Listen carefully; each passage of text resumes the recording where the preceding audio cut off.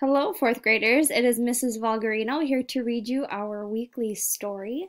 We are on Unit 6 now, and our first story of Unit 6 is called My Brother Martin.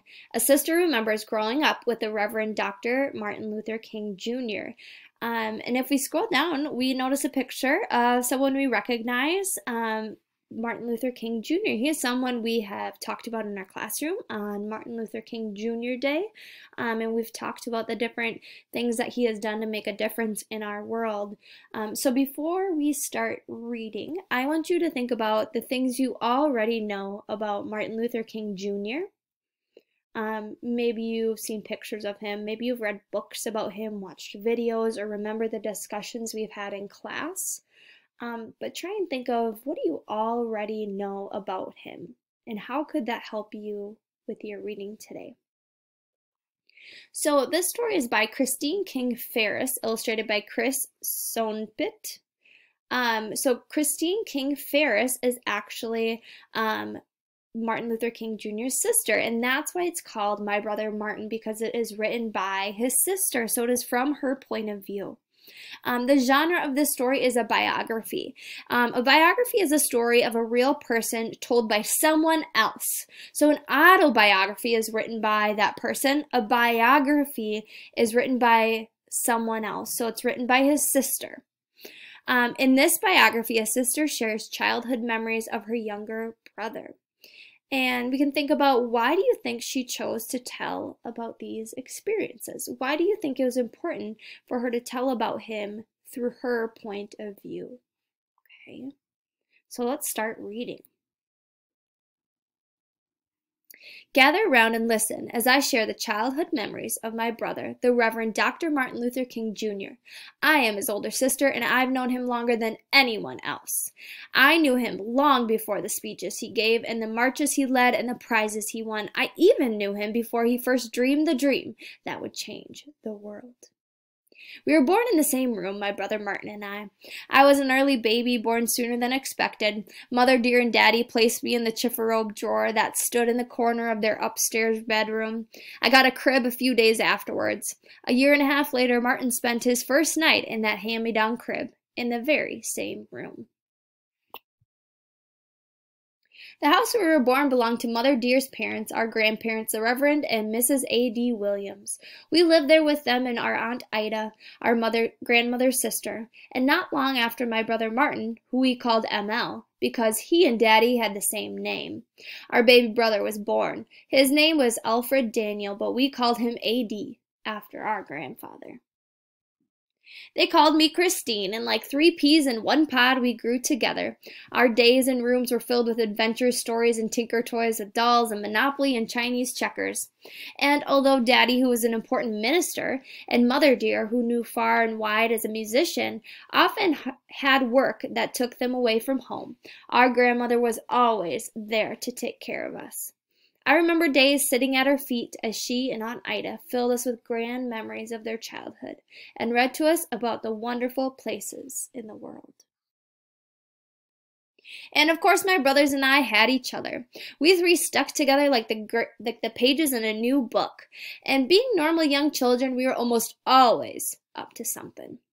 Our best prank involved a fur piece that belonged to our grandmother. It looked almost alive with its tiny feet and little head and gleaming glass eyes. So every once in a while, in the waning light of evening, we'd tie that fur piece on a stick, and hiding behind the hedge in front of our house, we would dangle it in front of unsuspecting passerby. Boy, you could hear the screams of fright all across the neighborhood. Then there was the time Mother Dear decided that her children should all learn to play piano. I didn't mind it too much, but ML and AD preferred being outside to being stuck inside with our piano teacher, Mr. Mann, who would rap your knuckles with a ruler just for playing the wrong notes. Well, one morning, ML and AD decided to loosen the legs on the piano bench so we wouldn't have to practice. We didn't tell Mr. Mann, and when he sat, crash! Down he went. But mostly we were good, obedient children, and ML did learn to play a few songs on the piano. He even went off to sing with our mother a time or two. Given his love for singing and music, I'm sure he would have been a good musician, as our mother had his life not called him down a different path. But that's just what life did. So think about, what is the path that life called him? My brothers and I grew up a long time ago, back in a time when certain places in our country had unfair laws that said it was right to keep black people separate from our skin was darker, and our ancestors had been captured in far-off Africa and brought to America as slaves. Atlanta, Georgia, the city where we were growing up, had those laws. Because of those laws, my family rarely went to the picture shows or visited Grant Park with its famous cyclorama. In fact, to this very day, I don't recall ever seeing my father on a streetcar. Because of those laws and the indignity that went on them, Daddy preferred keeping ML, AD, and me close to home, where we would be protected. We lived in a neighborhood in Atlanta that's now called Sweet Auburn. It was named for Auburn Avenue, the street that ran in front of our house. On our side of the street stood two-story frame houses similar to the one we lived in. Across it crouched a line of one-story row houses and a store owned by a white family. We were young. All the children along Auburn Avenue played together, even the two boys whose parents owned the store. And since our house was a favorite gathering place, those boys played with us in our backyard and ran with ML and AD to the firehouse to the corner where they watched the engines and the firemen. The thought of not playing with those kids because they were different, because they were white and we were black, never entered our minds. So I think this page is interesting because they grew up in a world where there was segregation, which we've talked about that word before, how that means where people were divided because of the color of their skin. Okay, so blacks were not allowed to do much of the things that white people were allowed to do, and so things were not equal. They say separate but equal, but even though things were separate, they were definitely not equal. So adults are very aware of this. He talks about how his dad made sure he kept them close to home just to keep them safe. But in the yard here, you can see they're playing, white boys and white girls and black boys and black girls, and they're just playing. And they're having fun together, and they're friends. And it says here, because we were white and we were black, never entered our minds. So they didn't really care or really notice. And they just saw each other as kids and as people and people they had fun with. So I think that's very interesting how their point of view as kids is different from the adults or the world. Well, one day ML and AD went to get their playmates from across the street just as they had done 100 times before, but they came home alone. The boys had told my brothers that they couldn't play together anymore because AD and MI were Negroes. And that was that. Shortly afterwards, the family sold the store and moved away. We never saw or heard from them again. Looking back, I realized that it was only a matter of time before the generations of cruelty and injustice that Daddy and Mother Dear and Mama and Aunt Ida had been shielding us from finally broke through. But back then it was a crushing blow that seemed to come out of nowhere. Why do white people treat colored people so mean? ML asked Mother Dear afterwards, and with me and ML and AD standing in front of her trying our best to understand, Mother Dear gave the reason behind it all. Her words explained that the streetcars our family avoided and the whites only signs that kept us off the elevator at City Hall. Her words told us that there were parks and museums that black people could not visit, and why some restaurants refused to serve us, and why hotels wouldn't give us rooms, and why theaters would only allow us to watch their picture shows from the balcony. But her words also gave us hope. She answered simply because they just don't understand that everyone is the same, but someday it will be better. And my brother ML looked up into our mother's face and said the words I remember to this day. He said, "Mother dear, one day I'm going to turn this world upside down." In the coming years, there will be other reminders of the cruel system called segregation that sought to keep black people down, but it was Daddy who showed ML and AD and me how to speak out against hatred and bigotry and stand up for what is right. Daddy was a minister of Ebenezer Baptist Church, and after losing our playmates when ML, AD, and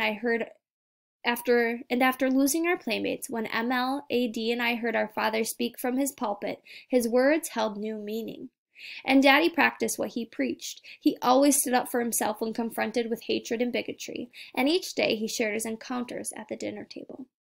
When a shoe salesman told Daddy and ML that he'd only served them in the back of the store because they were black, Daddy took ML somewhere else to buy new shoes. Another time, a police officer pulled Daddy over and called him boy. Daddy pointed to ML sitting next to him in the car and said, "This is a boy. I am a man, and until you call me one, I will not listen to you." These stories were as nourishing as the food that was set before us. Years would pass, and many new lessons would be learned. There would be numerous speeches and marches and prizes, but my brother never forgot the example of our father or the promise that he had made to our mother on the day his friends turned him away. And when he was much older, my brother ML dreamed a dream. I Have a Dream, speech delivered by Martin Luther King Jr., 28th of August, 1963 at the Lincoln Memorial, Washington, D.C. And if America is to be a great nation, this must become true. And so let freedom ring from the prodigious hilltops of New Hampshire. Let freedom ring from the mighty mountains of New York. Let freedom ring from the heightening alphanies of Pennsylvania. Let freedom ring from the snow-capped Rockies of Colorado. Let freedom ring from the curvaceous slopes of California. But not only that, let freedom ring from the Stone Mountain of Georgia. Let freedom ring from Lookout Mountain of Tennessee. Let freedom ring from every hill and molehill of Mississippi. From every mountainside, let freedom ring. And that is a speech we have listened to in class, a speech that many, many people know very well, a speech that was very inspiring for many, many people in America. And so Martin Luther King Jr. was a very special person, not only to all of the people that he inspired, but also to his family too. You can tell throughout the story that his sister writes about him in a very endearing way. And you can tell that he was a kind and must have been a very good brother to her, and was very, very inspiring, just like their parents were to them. Okay. So after you read this story, kiddos, you're going to start thinking about what were some effects of segregation that affected Martin and his sister's family. So it talked about segregation about halfway through the story. So think about what were the effects of segregation on Martin Luther and his family. Okay, I hope you enjoyed listening, kiddos. Thanks for watching.